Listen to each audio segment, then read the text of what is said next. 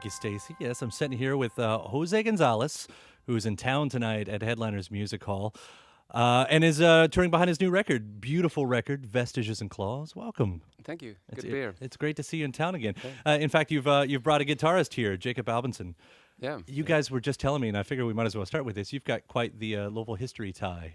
Yeah. I was playing second guitar in Jacob's band, Only If You Call Me Jonathan, Mm-hmm.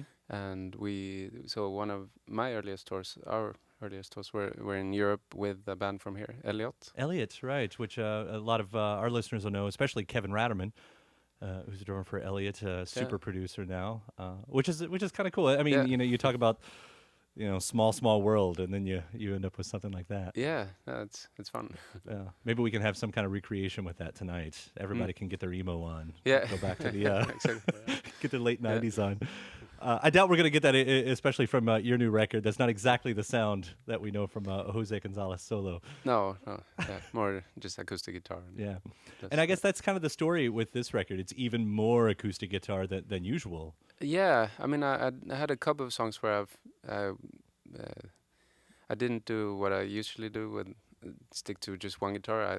I had a couple of riffs that felt a bit empty, so I added more guitar and more percussion, and a bit more vocals. Yeah. But it's still on the very sparse end of the spectrum. Yeah. I've heard you talk about a lot of the music that you were kind of listening to at the time, and I know there was the Latin American style, but I think what I was most interested in is when you started talking about West African music.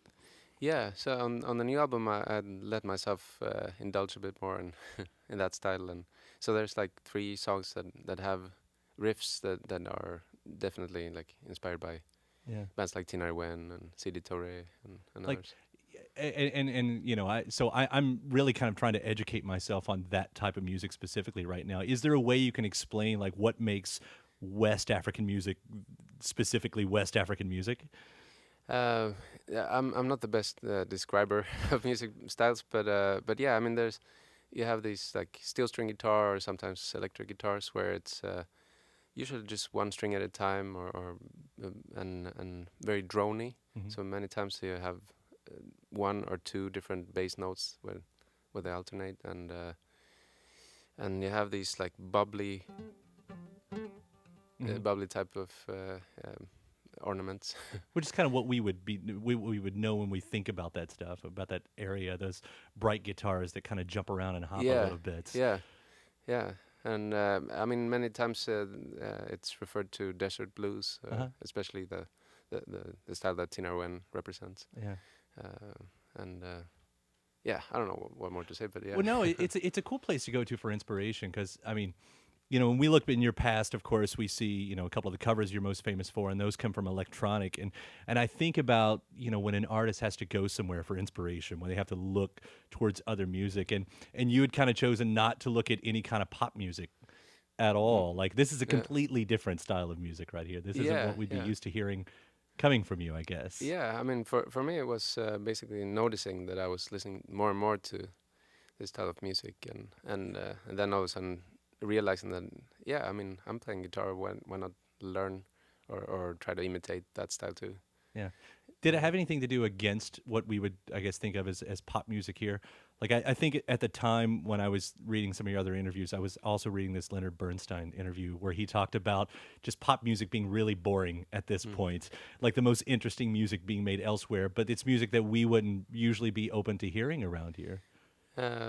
Yeah, I guess I agree to some extent with that. Like, there's, I feel like music serves so many different purposes depending on who you are and where you are.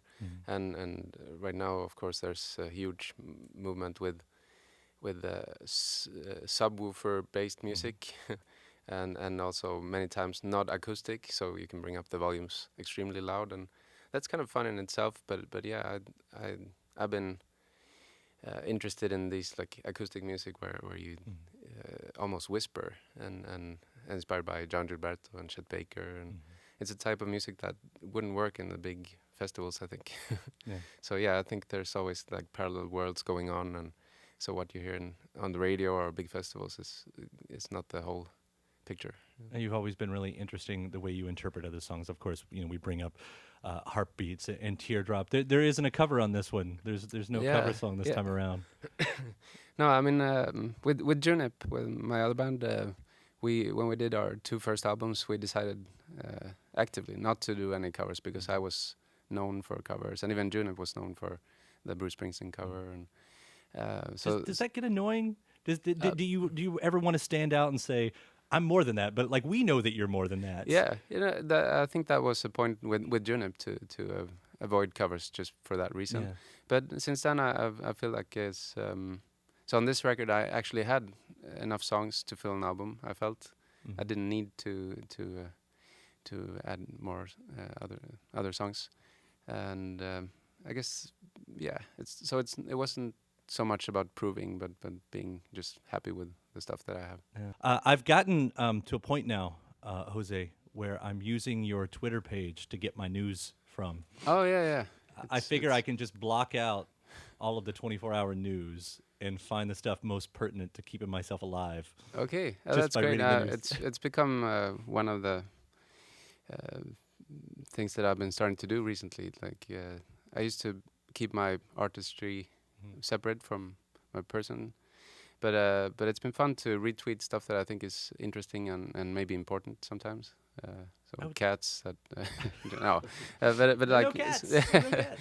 yeah. So yeah, I like to retweet stuff from people that do statistics and show where the world is headed or could be headed. Or Yeah, I see that. I mean, it seems to me like, it seems to me the environment is really important to you, and that feels really silly to say because it should be important to everybody, but I suppose it's not. And I wonder if, like, just being a touring musician of the world lends itself to you to actually see that a bit more and to feel that a bit more. Yeah, and not only the environment, but the whole theme about nationalism and cultures and globalization. Yeah, that has definitely become one of my main interests, and partly from my heritage, like my parents from Argentina, coming to Sweden. I was born there, and but then also the touring part and singing in English and meeting so many people from different cultures. Nationalism is a weird thing. It is, yeah. And so I retweeted a TED talk that was talking. A woman was talking about how you could, instead of asking where you're from, you could ask where are you local. Oh, right. So you might be local in a couple of different places, and might be certain skin color, but yeah. That's a really cool way of thinking about that. I kind of like it. So that's the sort of stuff I like to retweet. Yeah. Once I was really concentrating on your Twitter page, it put some of your songs in a new context. Like there's "Stay Alive," which I guess actually Ryan Adams is he wrote right. But hearing that in that context, and then "Afterglow" off the new record, because there is that repeating line with "all of this will be gone someday." And I think that song actually means something different, but hitting that line just over and over and over like that. I guess with that one I wasn't really thinking what I wanted with it, but it's almost just scaring people, like everything will be gone, everything will be gone. But yeah, no, I mean I think about environment, I think about global issues, and when you zoom out and look at all of us people from a perspective, from a geological time or from a not only national islands, you get a different perspective where some stuff doesn't seem that important and some seem super important. So yeah. Well, I guess you're getting a very personal take on the migrant issue that's happening. Yeah. So that's one of the issues where in Sweden and many other European countries we're talking about it the whole time, but many times it's about, oh shit, there's so many people coming to our country, and they're not talking about the millions of people that are needing to leave. So it's a very like me perspective, right? Many times. So yeah, that's one of the issues. Yeah, it's a very humanistic expression that you're putting out there.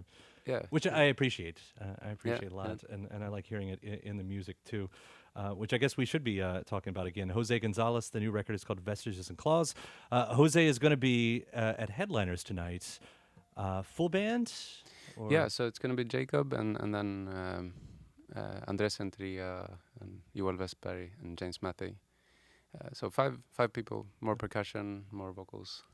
5 people for a very tiny sound, Yeah, very personal sound. yeah. I mean, these 2 songs are the quietest ones, I guess. Yeah. Yeah. José González here on 91.9 WFPK Radio Louisville again tonight at Headliners Music Hall. The details are at WFPK.org. Jose, Jacob, thank you guys so much Thank you for coming in today. It was a real pleasure. Yeah. Idle as a wave, moving out at sea.